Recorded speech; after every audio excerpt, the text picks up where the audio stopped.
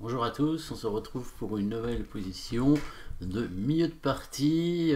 Ici, avec les noirs, on a quand même une belle attaque avec la dame, la tour surtout très active avec la dame derrière. Des menaces de mat du couloir. Heureusement, les blancs ont leurs pièces pour protéger l'accès à la tour sur la première rangée.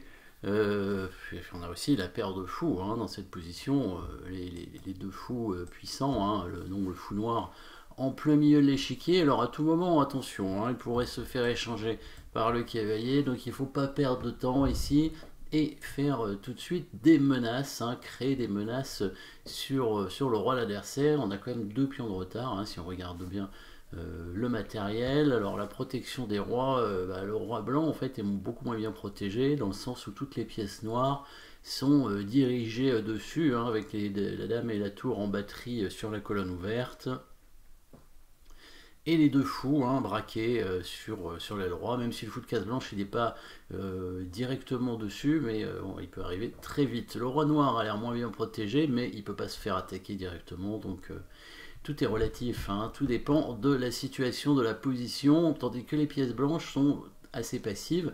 La dame et la tour blanche sont là pour défendre, tandis que le fou et le cavalier des blancs ne sont pas vraiment très bien placés. Bon, le cavalier attaque le fou, mais c'est à peu près tout.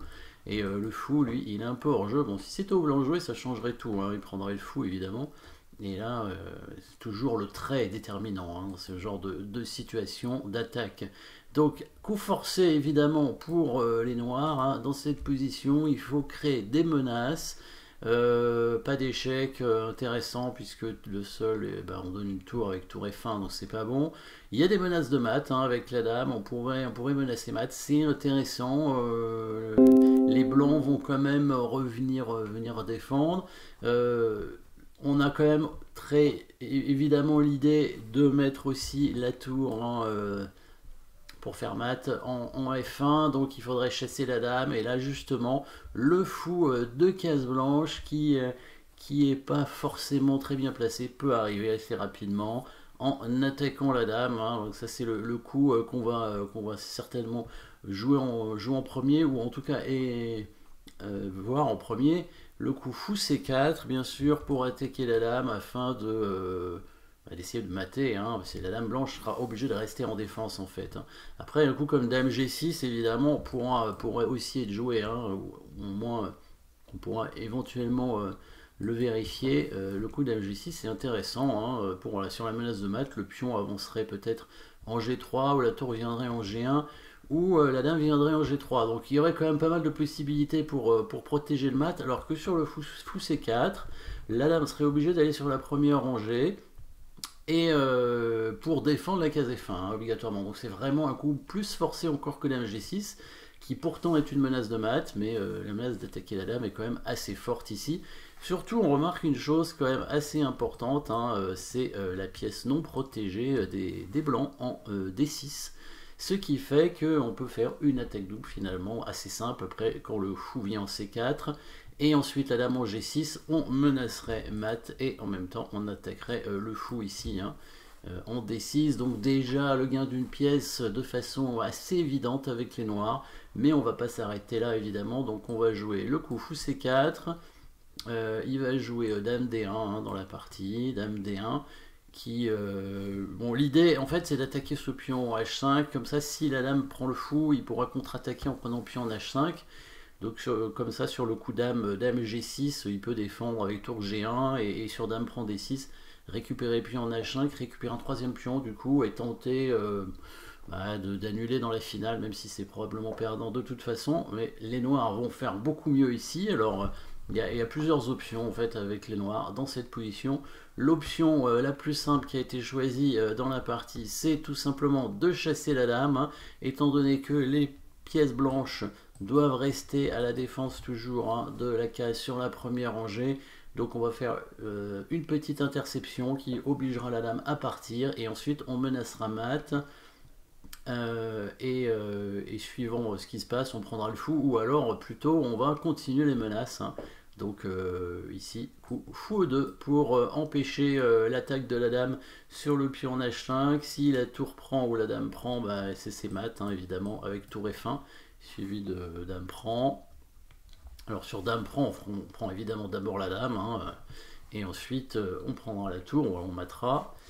Fou E2, donc dans la partie, il est venu en C1, voilà.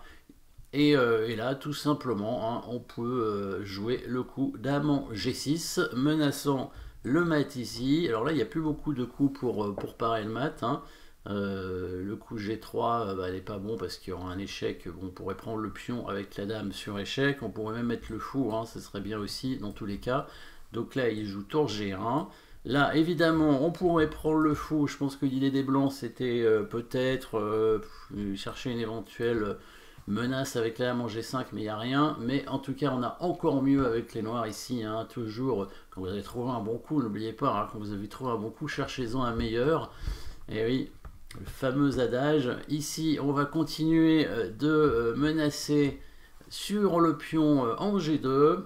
Alors, il n'y a que le fou blanc hein, qui peut faire ça. Bon, il y a la tour et la dame qui attaquent déjà. Donc, fou F3, c'est pas bon parce que le pion va prendre tout simplement. Par contre, de l'autre côté, là, c'est beaucoup mieux. Le fou qui arrive en F1 pour menacer mat en deux coups hein, en prenant le pion G2. Si pousse en G3, évidemment, on a cette attaque qui mate hein, direct en coup suivant, évidemment. Dans la partie, il prend le fou avec la dame. Voilà, la tour reprend. Évidemment, on gagne la dame et après on mange le fou. Et là, il y a trop de matériel en plus. Hein, la dame contre la tour ici. Les blancs ne peuvent rien faire. La dame noire qui va réussir à prendre tous les pions ici, hein, les uns après les autres. Si le cavalier prend le fou, on prend avec le pion. C'est encore mieux pour créer le pion passé qui nous permettra de gagner. Il faut se méfier encore dans cette finale. Il peut y avoir des finales déséquilibrées, à matériel déséquilibré, où il peut y avoir des forteresses parfois avec la tour.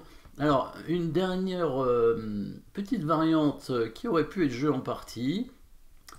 Sur le coup dame D1, au lieu de jouer le coup de la partie fou E2, il y avait un coup amusant, c'était le coup un peu spécial, fou E3.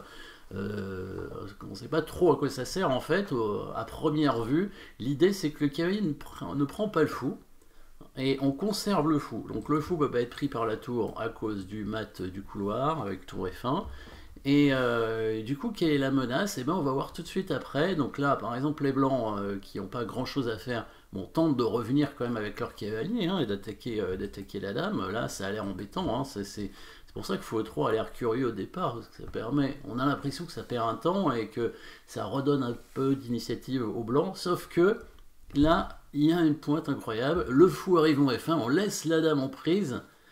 Et, et avec la menace sur le pion, hein, pratiquement imparable d'ailleurs, hein, avec le fou et la tour.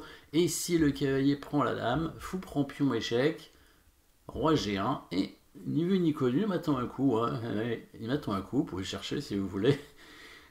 Tour 2, et oui, c'est bien mat, hein, attaque à la découverte avec le fou qui donne échec et la tour qui intercepte évidemment l'attaque de la tour blanche. Le coup fou E3 qui est encore meilleur que les autres, mais bon, évidemment, fou E2 est nettement plus simple en partie. Voilà, merci d'avoir suivi cette petite position. N'oubliez pas les liens qui sont en dessous, hein, n'hésitez pas. Si vous n'êtes pas abonné à la chaîne, bah, faites-le, hein, très important. Et les petits pouces si vous ne l'avez pas fait. Merci, bonne journée, à bientôt.